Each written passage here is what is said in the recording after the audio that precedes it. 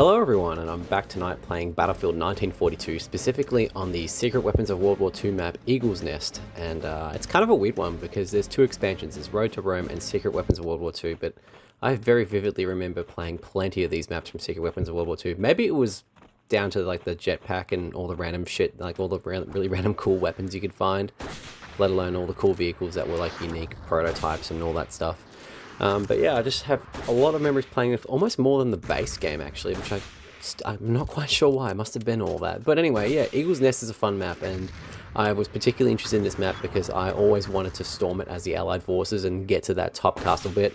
And this was largely a video of my attempts to do it, which didn't quite work. But hey, don't click off the video. It's still a fun video. It's still a goofy gameplay video, I guess. You know, if I say the buzzword again, a bit chaotic, but you know, it was a lot of fun, and this game is, again, still great to play. I mean, as I said, my Battlefield Vietnam video, you know, Vietnam is a bit more refined than this, but the core gameplay loop in this game is still undeniably a blast. And it's a bit of a shame that people aren't really playing the expansions, from what I saw anyway, because I think the expansions are probably more interesting than the base game, but which is kind of not the case with Battlefield 2. Like, Euro Force is kind of neat, and it's a bit more of the same, really. I mean, I guess the new weapons and the new factions is pretty cool, but, you know, the maps, a bit more samey, still great maps, but Secret Weapons of World War II in particular just kind of went a bit wacky with things, and I always like that sort of thing in shooters, or even just, you know, any sort of like racing games as well, you know, when they just get a bit weird with the base concept and try something different. I just, you know, got to appreciate it for what it is. And I didn't realize mines could team kill people. I mean, I should have realized that, given in Battlefield Vietnam you can kill yourself with your own claymore, as I accidentally found out. But it turns out you can team kill people with your own mine in this game, which is just great because it doesn't happen in Battlefield 2. So how was I to know? But yeah, I just so vividly remember just spending like not countless hours, but I've got a core memory of just being on this map, being like, I'm gonna try push to get to that top bit.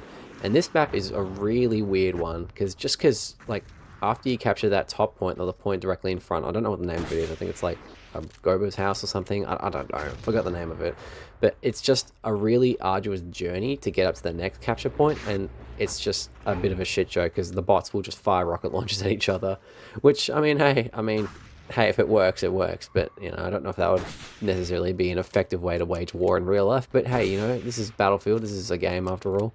And yeah, that tank is such a weird, I think it's called the Sturmtiger or something like that. It's such a bizarre tank. Just, I don't really know how to describe it, but of course there's a tiger there as well, but you know, how do you know that I spent too much time in my childhood playing World War II games? That being said, though, I do have a lot of memories of playing Brothers in Arms, Earned in Blood, and Road to Hill 30. I'm surprised I was allowed to play those games as an 8-year-old, but hey, we move. Very likely hasn't had any sort of developmental impacts on my adult life. Maybe not. I don't know, but I still remember those games very fondly. So I guess that's a positive, isn't it?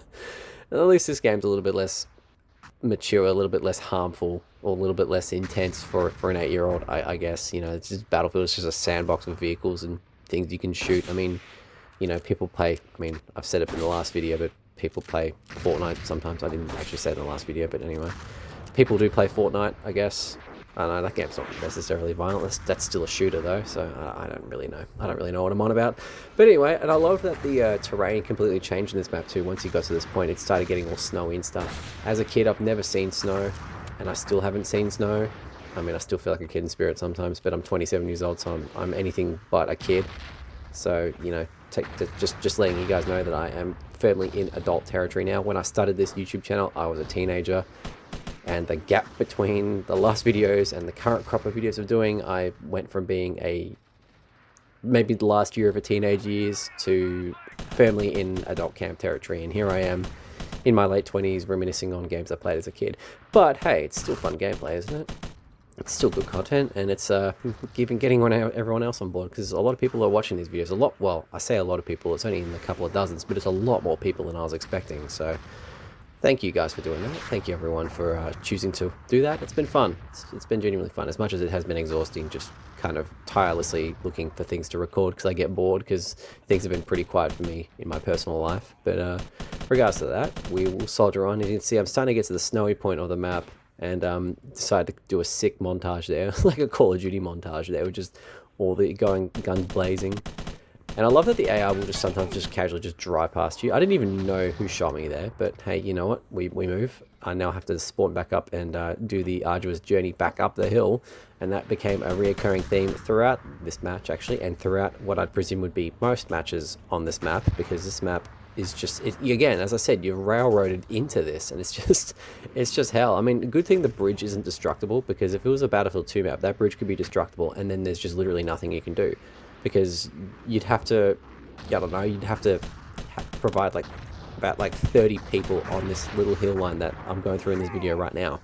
And like, I don't know, I'm theorizing on a map idea that doesn't exist, but it would be really funny to see this map in Battlefield 2 of all things, just because that bridge goes up. There's just the flow of play just completely stops. But I loved that when you played as the German faction in this game, that their kits, I mean, of course there's one new weapon, but their kits do feel completely different. Like, you can get the, yeah, I got blown up by a rocket launcher there. You can get like the Fallschirm, I think it was the Fallschirmjäger WWII 42, I think it was. I don't know, my pronunciation of anything English and anything but English, sorry, I had a total brain fart there, is pretty awful. But I think I said Fallschirmjäger, right? Anyway, whatever. That gun was pretty cool, and I remember using that in Call of Duty World at War as well. And you can see here, it's just a rocket launcher duel at this point. I'm kind of getting Halo Combat Evolved vibes from this, like, you know, people just running around on Blood Gulch with rocket launchers a little bit. Maybe that's another game I do a video on at some point. I mean, my nostalgia with Halo isn't really with online, though, or with anything kind of like this. It's more just Halo 3, actually, more specifically. I guess I could just dick around on Halo 3. That'd be a lot of fun, actually. Yeah, maybe one day I'll do that, but I don't know. For a game that's nearly 20 years old, I feel like that game is one of the still one of the best games of all time, and has aged like the finest of wines. It's like a wine you find in a cellar after 20 years that still tastes amazing. I'm not a wine person. I mean, I've worked in the wine industry. I worked in a restaurant that sold wine for a number of years and had a winery for a number of years, but I don't know jack shit about wine. Just goes to show what my priorities were they? Really, were they? Oh well. You see there, I haven't really made much attention. I did try. I thought I did something smart here by doing this, but evidently not, because the tank just spawned. I got sniped anyway, but, you know, a tank just greeted me halfway through there. I didn't want to treat people through that journey again, so I decided I'd just skip the video here to this point. And the chaos continues to unfold. I'm seeing a lot of rockets and not a lot of impact on anything metal or human. So, and you see I nearly got hit there twice, 3 times. So the AI are really putting their rockets to good use here by just firing at me. I mean, if I rode up in a tank, I reckon I could have probably done a bit more damage, but the tanks don't spawn that often for the allied side, so it's a bit weird. Speaking of weird things in this game, I noticed that if you play as the Op4 faction, which is like, you know, the Germans or the Italians, you'll more often than not, like, the colors won't change, because in Battlefield 2, like, your faction will show as blue and the enemy faction will show as red regardless of which side you picked. But in this game, it's like, the, you know, Op4 allied faction, US, France, UK, whatever factions are in this game. I'm sure that's the 3 of the allied factions, right? And then the 2 Op4 will stay the same color.